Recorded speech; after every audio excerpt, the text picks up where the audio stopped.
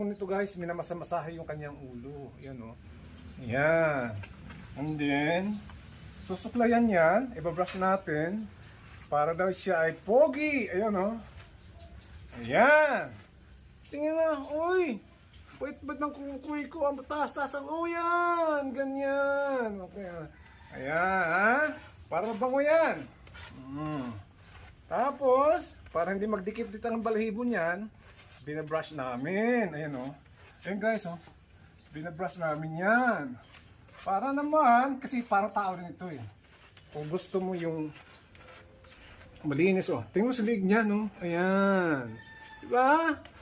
Gusto mo ligo lagi yan. Yan ang pinata namin eh.